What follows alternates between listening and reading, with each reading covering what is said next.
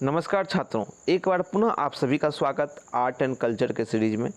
इस श्रृंखला को हम आगे बढ़ाते हुए आज चर्चा करेंगे भारत के प्रसिद्ध विश्वविद्यालयों की। जी हाँ, ये बिल्कुल जीता जागता जो मुद्दा प्रायः हम सभी के सामने आता रहता है। हम सभी आपस में सोचते हैं, मंथन करते हैं कि हमारे जो विश्वविद्यालय थे वो अस्तित्व में क्यों नहीं हैं। आखिर उन्हें मुस्लिम आक्रांताओं ने या फिर अन्य शासकों ने नष्ट क्यों कर दिया, या फिर ये कुछ विश्वविद्यालय जो थे वो सही व्यवस्था के अभाव में पतन के कगार पर क्यों चले। तो विश्वविद्यालय जो हैं शिक्षा के एक तरह से प्रधान स्रोत हैं, और विश्वविद्यालय से ही पता चलता है कि हमारे यहाँ जो शिक्षा व्यवस्था जो थी उस समय वो कितनी बृहत स्तर पर थी और कितनी एक तरह से डेवलप्ड शिक्षा व्यवस्था थी। अभी ना फ़िलहाल हम अन्य देशों के पीछे भागते हैं, दूसरे देश जाते हैं। एक समय था जब दूसरे देशों के विद्यार्थी छात्र भारत पढ़ने आया करते थे। तो उन्हीं को झांकेंगे, उन्हीं अपने अतीत में आज हम झांकेंगे और समझेंगे अपने प्रसिद्ध विश्वविद्यालयों को। तो बिल्कुल आप सत्र में लास्ट तक बने रहिए हमारे साथ और एनालिसिस करते हैं। सबसे पहले बात हम करते हैं उदांतपुरी विश्वविद्यालय की, जिसे बख्तियार खिलजी ने नष्ट कर दिया था। उदांतपुरी विश्वविद्यालय भारत के बिहार राज्य में स्थित था और पाल वंश के एक शासक हुए राजा गोपाल, उनके संरक्षण में इसे बनाया गया था। यह एक तरह से बौद्ध महाविहार था। अभी मैंने बताया इसे बख्तियार खिलजी ने नष्ट कर दिया था। अब सोचिए कि विश्वविद्यालय का क्या कसूर था, आम जनमानस का क्या कसूर था, जिसे इस जो शिक्षा प्रणाली है, जो एक तरह से विकसित शिक्षा प्रणाली थी, सुदृढ़ शिक्षा प्रणाली थी, उससे जो उसकी हानि हुई आम जनमानस को, वो आम जनमानस के सामने से हट गया। वो उसके एक तरह से सोचिए आप, अगर वो शिक्षा व्यवस्था बनी रहती तो हमारा जो है जीवन है, या आप सभी का जितने भी एक तरह से हमारी जनरेशन आई है, ठीक है, तो उन सभी को शिक्षा के लिए पाश्चात्य शिक्षा शैली पर निर्भर नहीं रहना पड़ता। हम अपने आप में समृद्ध हुआ एक तरह से होते। नेक्स्ट बात करते हैं विक्रमशिला विश्वविद्यालय की। विक्रमशिला विश्वविद्यालय बिहार के एक वर्तमान जिला है बिहार का, वो भागलपुर, वहाँ स्थित था। पाल वंश के शासक हुए राजा धर्मपाल, उनके द्वारा इसकी स्थापना की गई थी। यह मुख्य रूप से बौद्ध शिक्षा का केंद्र था। बौद्ध शिक्षा का प्रसार करने के लिए, उसे बढ़ाने के लिए, आगे बढ़ाने के लिए राजाओं द्वारा भारत के बाहर से, है ना, विदेशों से विद्वानों को यहाँ पे आमंत्रित किया जाया करता था और यहाँ पर शास्त्रार्थ वगैरह चर्चा विमर्श हुआ करते थे। वज्रयान संप्रदाय एक संप्रदाय है, वज्रयान संप्रदाय। तो वज्रयान संप्रदाय जो था यहाँ पर फला फूला था। साथ ही अगर शिक्षा की बात करें, यहाँ पे तांत्रिक शिक्षा भी दी जाती थी। साथ ही इसके अलावा तर्कशास्त्र, खगोल विज्ञान, वेद विकास, शहरी विकास, विधि व्याकरण आदि दर्शन जैसे विषय भी यहाँ पर पढ़ाए जाया करते थे। नेक्स्ट की बात करते हैं जगद्दल की। अब हम बढ़ते हैं बंगाल की तरफ।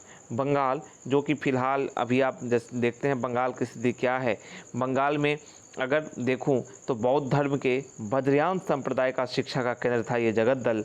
और नालंदा विक्रमशिला दो विश्वविद्यालय का जब पतन हो गया, उसके बाद वहाँ के विद्वानों को यहीं पर शरण प्राप्त हुई, अर्थात वहाँ के विद्वान यहाँ पर आ गए एवं शिक्षण कार्य करने लगे या चर्चा विमर्श में भाग लेने लगे। पाल वंश के राजा रामपाल जो हैं, उनको इसकी स्थापना का श्रेय जाता है। इसकी संभावना व्यक्त की गई है।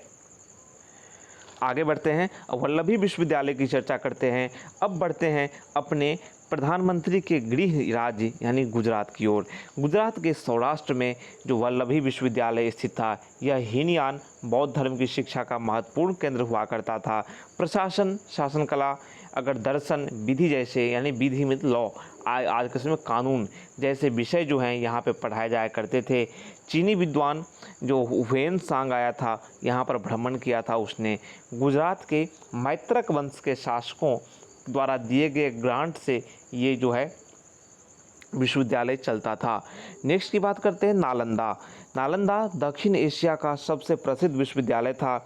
हालांकि ये स्पष्ट नहीं है कि किसने इसकी स्थापना की थी। हालांकि गुप्त काल को जब आप पढ़ेंगे तो गुप्त काल में नालंदा विश्वविद्यालय अस्तित्व में था, और जो लोग हैं उन्हें एक तरह से जो यहाँ सीखने आते थे, छात्र आते थे, उनका ज्ञान संवर्धन कर रहा था। हर्षवर्धन के शासनकाल एवं पाल राजाओं के अंतर्गत इसे प्रसिद्धि प्राप्त हुई थी। यह महायान बौद्ध शिक्षा का एक प्रमुख केंद्र अपने समय में हुआ करता था। वेद, ललित कला, व्याकरण, तर्कशास्त्र, चिकित्सा आदि ऐसे कई विषय यहाँ पर पढ़ाए जाते थे। अभी तो मैंने कुछ विषयों का बस जिक्र, कई सारे विषय यहाँ पढ़ाए जाया करते थे। इसमें 8 अलग अलग परिसर थे। यहाँ तक कि छात्रों के रुकने के लिए, ठहरने के लिए, अध्ययन की कंटिन्यूटी जो है, निरंतरता बनी रहे, उसको मेंटेन करने के लिए छात्रावास भी थे। इसने यानी नालंदा ने मध्य एशिया, दक्षिण पूर्व एशिया और विश्व के अन्य भागों से विद्वानों को अपनी ओर आकर्षित किया, यानी कि कई जगहों से यहाँ विद्वान आया करते थे, क्योंकि इस विश्वविद्यालय की आभा ही अपने आप में अनूठी थी। इस विश्वविद्यालय से अगर बात करें तो इसमें शिक्षा तिब्बती बौद्ध धर्म से बहुत अधिक प्रभावित थी। इस विश्वविद्यालय में जो शिक्षा का पैटर्न था वो तिब्बती बौद्ध धर्म से अत्यधिक एक तरह से इन्फ्लुएंस्ड था। नालंदा के अगर प्रसिद्ध विद्वान की बात करें, नागार्जुन यानी कि माध्यमिक शून्यवाद और आर्यभट्ट खगोलविद थे। अगर ह्वेनसांग की बात करें तो ह्वेनसांग जो यहाँ पर आए थे, तो ह्वेनसांग ने इस विश्वविद्यालय में 2 वर्ष व्यतीत किया था। एक और चीनी विद्वान यानी कि इत्सिंग ने 7वीं सदी के उत्तरार्ध में नालंदा में 10 वर्ष बिताए थे। तो अभी ये श्रृंखला समाप्त नहीं हुई है, और भी विश्वविद्यालयों की चर्चा करेंगे इसके सेकंड पार्ट में।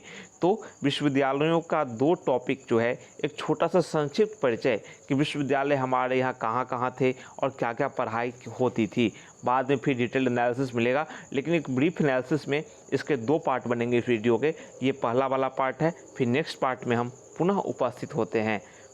तब तक के लिए नमस्कार, थैंक यू।